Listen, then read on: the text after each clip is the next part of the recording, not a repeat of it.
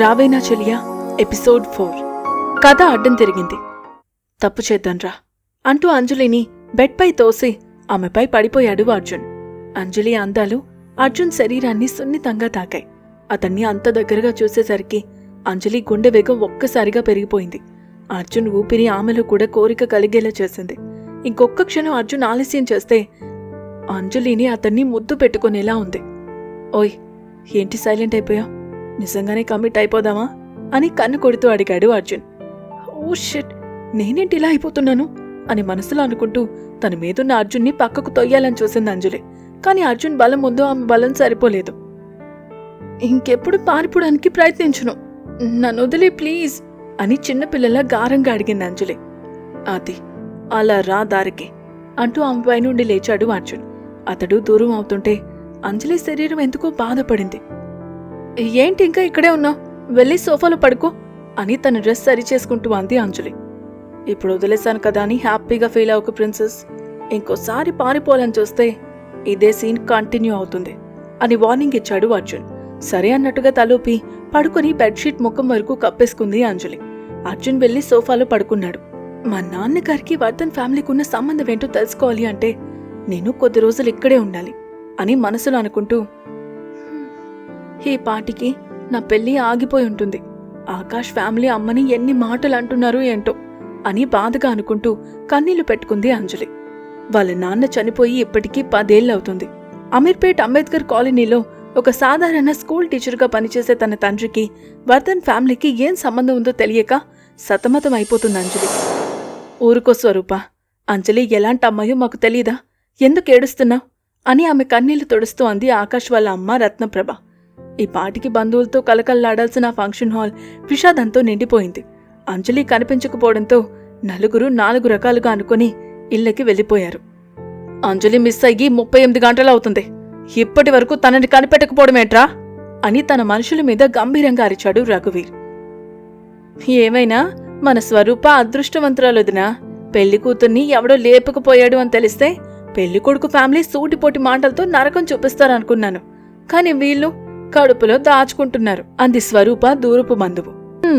ఆ అదృష్టం దాని కూతురికి లేకపోయింది, అందుకే ఎవడో ఎత్తుకుపోయాడు అని లోపల సంతోషపడిపోతూ అంది వనజాక్షి. ఊరుకోదనా, ఈ మాట రఘువీర్ గారు వింటే ఈ పెళ్లి ఫంక్షన్ హాల్లోనే నీ దినం భోజనాలు పెట్టేస్తారు అని వెటకారంగా ఇంకో ఆవిడనేసరికి వనజాక్షి భయపడి నోరు మూసేసింది. అయ్యా, మన ఆకాష్ బాబు మనల్ని తన వెంట రావద్దని చెప్పారు, ఆయనే ఒంటరిగా అంజలి అమ్మని వెతుకుతారంట అని భయపడుతూ చెప్పాడు రఘువీర్ మనుషుల్లో ఒకడు. ఏవండి, వైభవ్కి ఒకసారి కాల్ చేసి ఈ విషయం చెప్పండి, వాడి ఇన్ఫ్లుయెన్స్తో అంజలిని త్వరగా కనిపెడతాడు అని సలహా ఇచ్చింది రత్నప్రభ. వైభవ్ పేరు వినగానే అంజలిలానే వాళ్ళ అమ్మ స్వరూప కూడా భయపడింది. నిన్నట్నుంచి అది చెప్పడానికే కాల్ చేస్తున్నాను, వాడికి ఖర్చు చేస్తున్నాడు తప్ప లిఫ్ట్ చేయడం లేదు అని సీరియస్గా సమాధానమిచ్చాడు రఘువీర్. సరే, నేను ట్రై చేస్తాను, ఆగండి అంటూ వైభవ్కి కాల్ చేయడానికి పక్కకు వెళ్ళింది రత్నప్రభ. వైభవ్ అంటే ఎవరు? కొంపు తీసి అంజలి కోసం వెతుకుతున్న వైభవ్ కృష్ణ కాదు కదా అని మనసులో అనుకుంటూ దూరంగా వెళ్లిన రత్నప్రభ వైపు భయంగా చూసింది స్వరూప. నాన్న కృష్ణ, ఎలా ఉన్నావురా అని వైభవ్ కాల్ లిఫ్ట్ చేయగానే ప్రేమగా అడిగింది రత్నప్రభ. అమ్మా, నీకెన్నిసార్లు చెప్పాలి నన్నలా పిలవద్దు అని కోపంగా అరిచాడు వైభవ్. రత్నప్రభ రఘువీర్కి 2 కొడుకులు. అందులో మొదటివాడు వైభవ్ కృష్ణ, రెండోవాడు ఆకాష్. అబ్బా సరేలేరా, నాన్నగారు కాల్ చేస్తుంటే ఫోన్ లిఫ్ట్ చేయడం లేదంట, ఏమైంది అని అనుమానంగా అడిగింది రత్నప్రభ. ఒక ఇంపార్టెంట్ వర్క్లో ఉన్నానమ్మా, విషయం ఏమిటో త్వరగా చెప్పు, ఇంతకీ నీ ముద్దుల కొడుకు పెళ్లి ఎలా జరిగింది అని వెటకారంగా అడిగాడు వైభవ్. ఈ విషయం చెప్పడానికి నీకు కాల్ చేశాను అంటూ ఇప్పటి వరకు జరిగింది మొత్తం వైభవ్కి వివరంగా చెప్పింది రత్నప్రభ. ఇప్పుడేంటి, తనని వెతికి పట్టుకోవాలంతే కదా అని అనుమానంగా అడిగాడు వైభవ్. అవునరా, పాపం వాళ్ళమ్మ నిన్నట్నుంచి ఏడుస్తూనే ఉంది అని చెప్పింది రత్నప్రభ. నేను వెరీ ఇంపార్టెంట్ పనిలో ఉన్నానమ్మా, ఇప్పుడు ఈ కేసుని నేను డీల్ చేయలేను, ఇంకెవరికైనా అప్పగిచ్చేస్తాను అన్నాడు వైభవ్. లేదురా వైభవ్, నువ్వైతేనే త్వరగా కనిపెడతావు అని రత్నప్రభ బలవంతం పెట్టేసరికి తప్పక ఒప్పుకున్నాడు వైభవ్. నువ్విప్పటి వరకు అమ్మాయిని చూడలేదు కదా, ఫోటో పంపిస్తాను చూడు అని అంజలి ఫోటోని వైభవ్కి ఫార్వర్డ్ చేసింది రత్నప్రభ. నేను మీ కొడుకుని అన్న సంగతి ఎవరికీ చెప్పలేదు కదా అని వైభవ్ సీరియస్గా అడుగుతుండగా అతడి మొబైల్ రింగ్ అయింది. మీ నాన్నకి నాకు తప్ప నీ గురించి ఇంకెవ్వరికీ తెలీదు. నువ్వు ఈ విషయంలో భయపడాల్సిన అవసరం లేదు అని రత్నప్రభ అంటుండగా తన మొబైల్కొచ్చిన అంజలి ఫోటో చూసి షాక్ అయ్యి, అంజలి అంటే ఈ అమ్మాయ్యా అని ఆశ్చర్యంగా అడిగాడు వైభవ్. అవునరా, తన గురించి నీకు ముందే తెలుసా అని అనుమానంగా అడిగింది రత్నప్రభ. సడన్ గా వైభవ్ పెదవుల మీదకి ఒక కన్నింగ్ స్మైల్ వచ్చింది. అమ్మా, ఈ కేసు నేనే డీల్ చేస్తాను, ఇంకా మీరు రిలాక్స్ అయిపోండి అని గంభీరంగా అంటూ రత్నప్రభకి మరో మాట మాట్లాడే అవకాశం ఇవ్వకుండా కాల్ కట్ చేశాడు వైభవ్.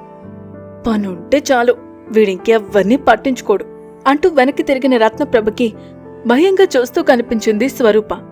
కంగారు పడకండి వదిన గారు, మన అంజలి త్వరలోనే మన దగ్గరకు వచ్చేస్తుంది అని రత్నప్రభ ధైర్యం చెప్తుండగా, వైభవ్ ఎవరు అని అడిగింది స్వరూప.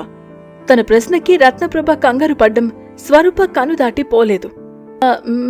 మా రిలేటివ్స్ వాళ్ళ అబ్బాయి వదిన గారు, పోలీస్ ఆఫీసర్ అని తడబడుతూ చెప్పింది రత్నప్రభ. ఆ అబ్బాయి పూర్తి పేరేంటి అని మళ్ళీ అనుమానంగా అడిగింది స్వరూప.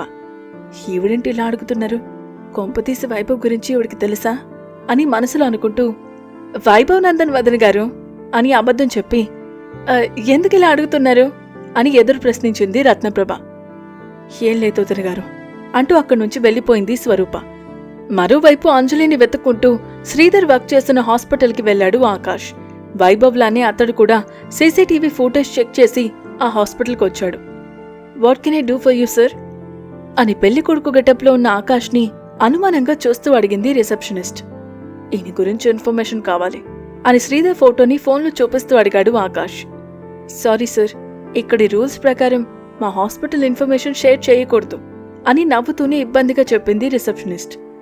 నేను కూడా డాక్టర్ని, ఒక డాక్టర్గా వేరే డాక్టర్ గురించి తెలుసుకోవడం నేరమేవి కాదు అని తన ఐడి కార్డ్ చూపించాడు ఆకాష్.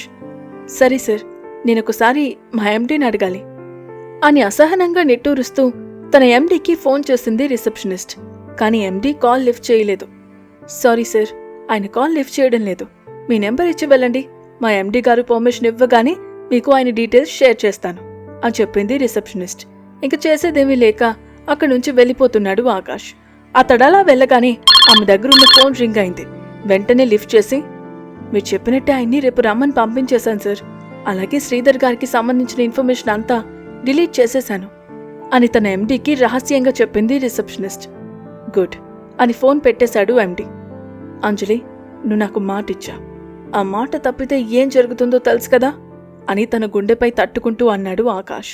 అతడి మాటలు వినిపిస్తున్నట్లు ఉలిక్కిపడి నిద్రలేచింది అంజలి.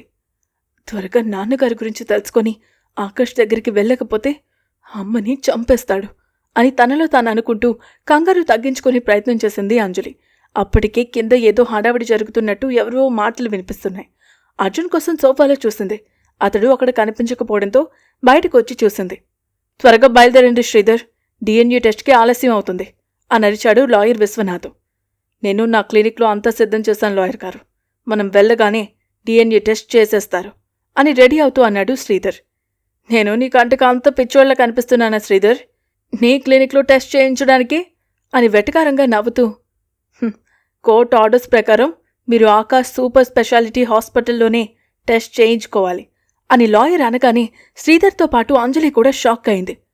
డామిట్, కథ అడ్డం తిరిగింది, వేరే హాస్పిటల్లో టెస్ట్ చేస్తే అర్జున్ ఆర్యన్ కాదని తెలిసిపోతుంది అని మనసులో అనుకుంటూ టెన్షన్ పడ్డాడు శ్రీధర్. నన్ను అర్జున్ ఎత్తుకురావడం ఆకాష్ చూశాడు, ఇప్పుడు అర్జున్ అతడి హాస్పిటల్కి వెళ్తే నన్ను ఖచ్చితంగా కనిపెడిస్తాడు అని మనసులో అనుకుంటూ, నో, ఒకవేళ అదే జరిగితే నేను మా నాన్నగారి గురించి తెలుసుకోలేను అంటూ మెయిన్ డోర్ పైనున్న తన తండ్రి ఫోటో వైపు చూసి ఒక్కసారిగా షాక్ అయింది అంజలి. వాళ్ళ నాన్న ఫోటోను చూసి అంజలి మళ్ళీ ఎందుకు షాక్ అయింది? ఆకాష్ అంజలిని కనిపెట్టగలడా? వైభవ్కి అంజలికి ఉన్న సంబంధం ఏంటి? వైభవ్ గురించి రత్నప్రభ నిజం ఎందుకు దాస్తుంది? మీరేమనుకుంటున్నారో కామెంట్స్లో చెప్పండి. దండోరా ఛానల్ని సబ్స్క్రైబ్ చేసుకొని మా వీడియోస్ని లైక్ అండ్ షేర్ చేయండి.